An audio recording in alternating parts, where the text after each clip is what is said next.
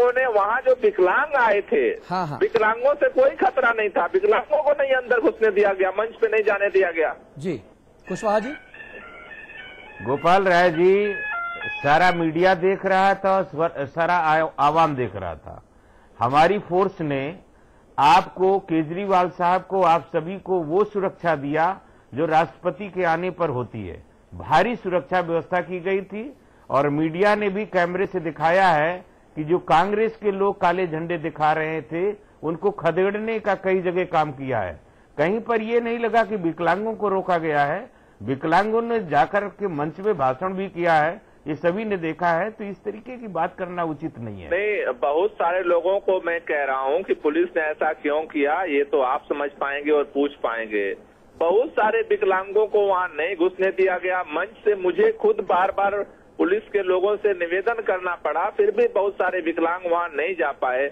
उनकी ऐसी स्थिति नहीं थी, लेकिन फिर भी नहीं माना। फिर भी चलिए, हम आपके, अगर आप कह रहे हो कि हमने इसमें सहयोग किया, इसके लिए शुक्रिया, लेकिन ये दिक्कतें आई हैं और उसका हम लोग शिकायत हम आपके सामने ही दर्ज कर सकते हैं, क्योंकि सत्ता में आप बैठे हैं प्रदेश। राय साहब, आप हमारे साथ रहिए, कुशवाहा जी हमारे साथ बने हुए हैं। हमारे साथ अमिताभ अग्निहोत्री जी हैं, आप समाचार प्लस न्यूज नेटवर्क के मैनेजिंग एडिटर हैं और संयोगवश आप फर्रुखाबाद के ही मूल निवासी हैं। अमिताभ जी।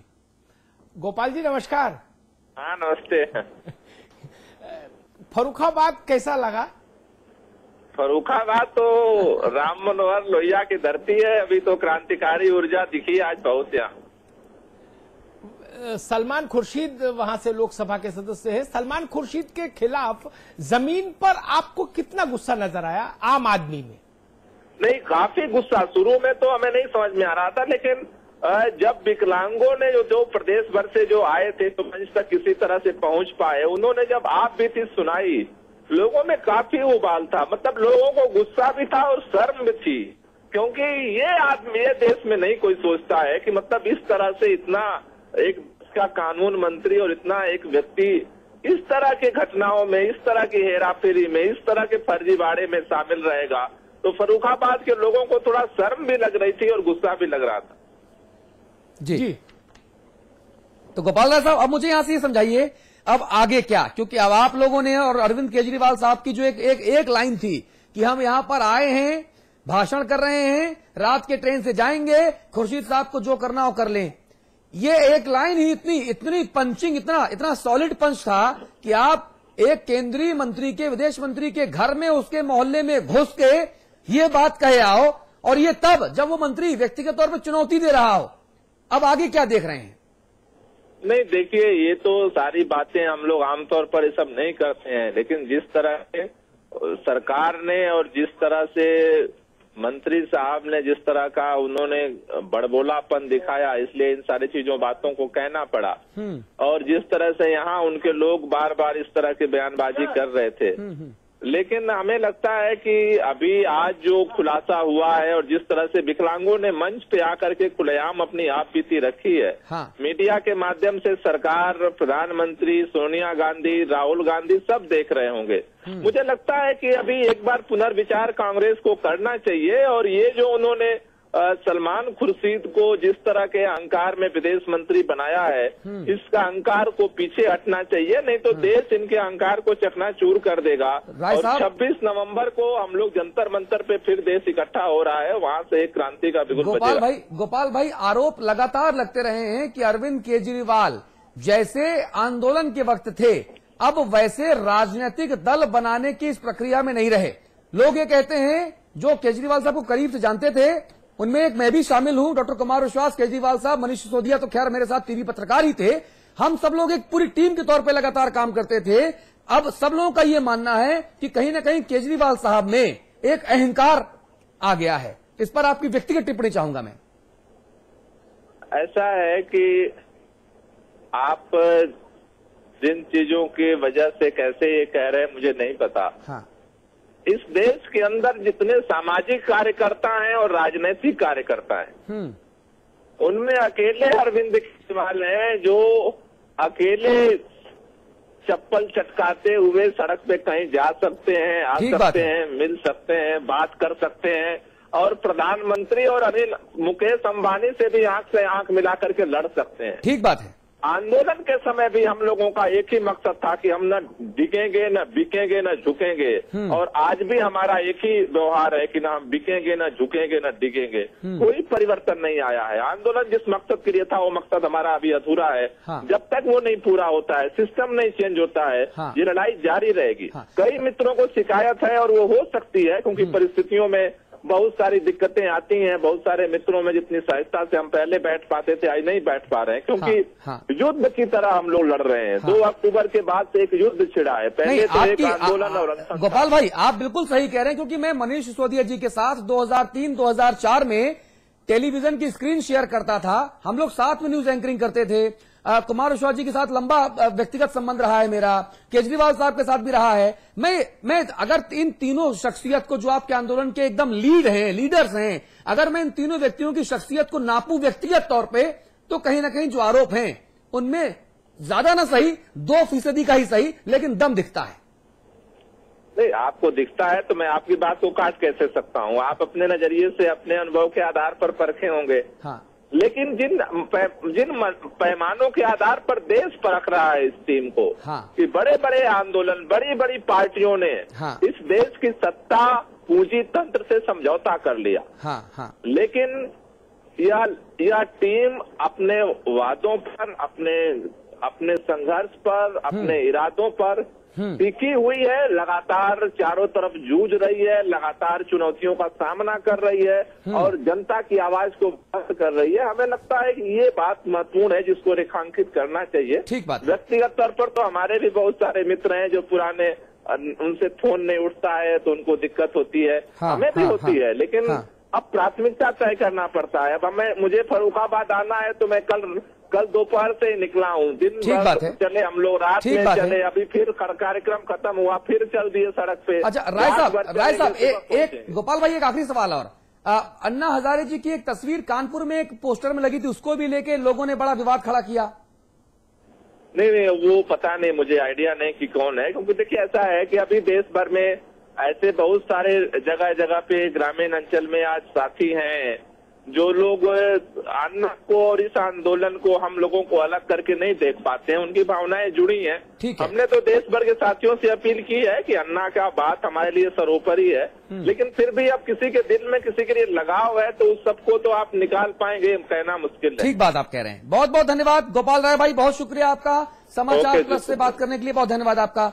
टिकैत साहब आपसे आखिरी रिएक्शन ये बताइए, उत्तर प्रदेश में जहां जहां पर भारतीय किसान यूनियन संगठन जो आपका है वो मजबूत स्थिति में है, क्या हर जगह पर अब इंडियन अगेंस्ट करप्शन की जो मुहिम है, अरविंद केजरीवाल की संस्था की जो मुहिम है, उसमें आप भागीदार बनेंगे, सहयोग देंगे?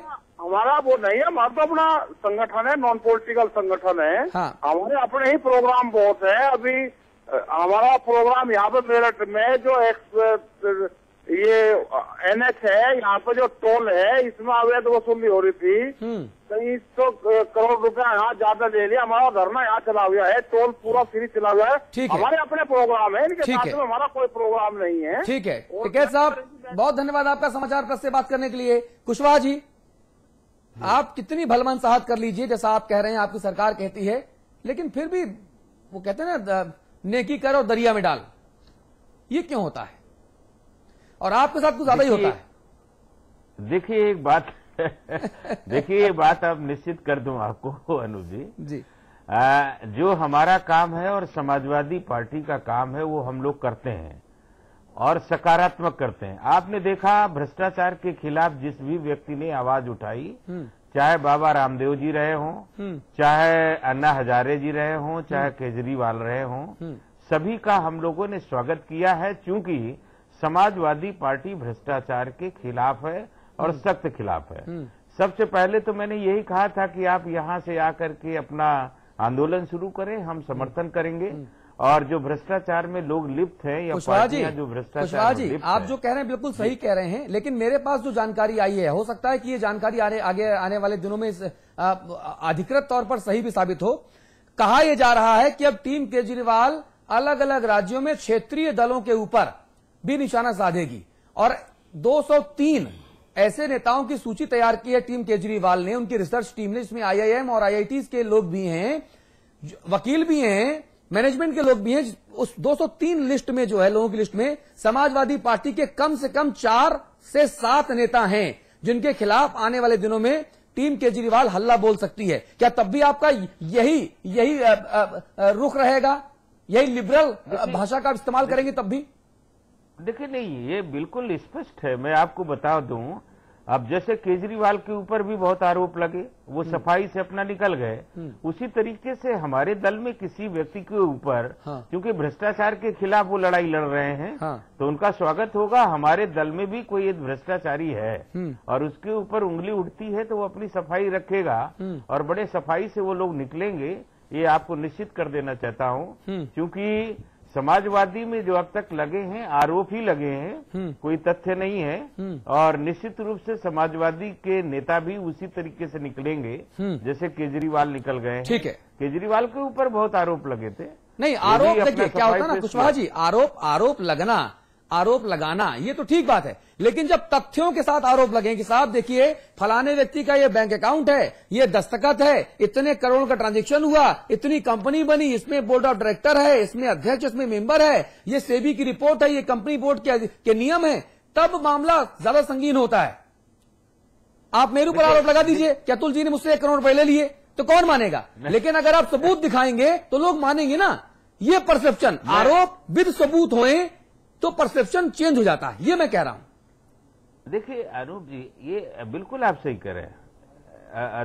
अतुल जी मैं आपको कहना चाहता हूं जी, ये जिसके ऊपर भी अतुल जी का ये आरोप लगेगा वो स्वयं उसको सिद्ध करेगा कि आरोप गलत है। हाँ। और अपने तथ्य रखेगा। हाँ। अब हो सकता है कि दूसरे की नजर में वो आरोप जो उनके पास है तो उनके पास सारी इंफॉर्मेशन नहीं होंगी। हाँ। कि कहां से धन आया, कैसे क्या हुआ। और वो यदि जिसके जो आरोपित व्यक्ति है अपना सिद्ध कर देता है कि नहीं ये आरोप गलत है, ठीक है, और बहुत शालीनता से उसको लिया जाएगा। उसमें इस तरीके से सलमान खुर्शीद की तरह हम लोग नहीं लेंगे जी। हम लोग बहुत शालीनता से उसको स्वीकार करेंगे और जो निंदा करने वाले हैं उनकी हम तारीफ करेंगे। जितने शालीन आप हैं, आपके कई सारे सहयोगी हैं, काश उतने शालीन जमीनी स्तर पे समाजवादी पार्टी के कार्यकर्ता भी होते तो दंगे फसाद ना होते, दरोगाओं की टोपी ना उछाली जाती, तब हवाई फायरिंग ना होती, नोट न लुटाए जाते और आपको कार्रवाई करने का भरोसा ना दिलाना पड़ता। अमिताभ जी, संवाद की टिप्पणी का वक्त। देखिए, मैंने सबको सुना, रामाश्रय जी को सुना, गोपाल राय जी को सुना। गोपाल राय जी के बारे में एक बात मैं बहुत कहूंगा, मेरे बहुत लंबे समय से मित्र हैं गोपाल राय, और ये जो पूरी टीम है ना जो आप देख रहे हैं इस विजुअल में, खासतौर पर संजय हैं, अरविंद केजरीवाल हैं, कुमार हैं, जो इनमें अकेले गोपाल राय हैं जिनके पास आंदोलन का, जमीनी आंदोलन का, संघर्ष का अनुभव है। और उस आदमी ने आंदोलन के लिए कीमत भी चुकाई है। आज वो चल नहीं पाते, 11 साल इलाज में गुजरे गोपाल के, तब वो इस लायक हुए हैं कि किसी के सहारे से चलते हैं। फिर भी उस आदमी की जिजीविषा देखिए कि लड़ रहा है। सारी बातें मैंने सुनी। मैं 2-3 वाक्यों में अलग अलग संदर्भों में टिप्पणी करूंगा। एक तो मैं कहूंगा कि फर्रुखाबाद के लोग, जितने भी लोग मेरे पास सोशल नेटवर्किंग साइट्स पर मौजूद हैं जो फर्रुखाबाद को बिलोंग करते हैं और अब देश के, दुनिया के अलग अलग हिस्सों में हैं, आज उनमें से अधिकांश ने मुझसे कहा कि अमिताभ जी आज हमको शर्म आ रही है कि हम फर्रुखाबाद से हैं। ये शर्म क्यों पैदा हुई? ये पैदा हुई वहां के एक प्रतिनिधि के व्यवहार से। जो हुआ उसकी सत्यता अदालत में अभी साबित नहीं हुई, चलिए ये भी मान लूं। फिर भी मेरे जैसे आदमी के लिए तो अगर आरोप प्रथम दृष्टया सही लगे तो लोक जीवन में वो मानना चाहिए कि आपकी चरित्र की हत्या हो गई। अदालतों के फैसले से राजनीति नहीं चलती। सलमान साहब ने जो टिप्पणी की उससे भी फर्रुखाबाद की प्रतिष्ठा गिरी। वो फर्रुखाबाद की तहजीब से मेल खाती हुई टिप्पणी नहीं थी। वो ऐसा लगा कि एक मोहल्ले का दादा कुछ ललकार रहा है कि आके दिखाओ टाइप का। वो शोभा नहीं देता। जिस परिवार से सलमान साहब हैं उस परिवार की प्रतिष्ठा के अनुरूप भी नहीं था।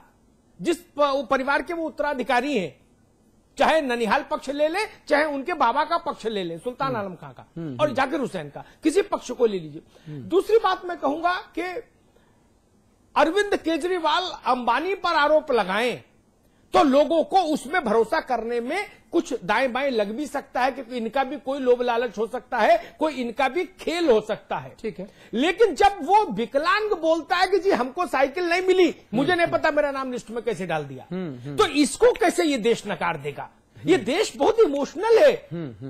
ये अंबानी पर तो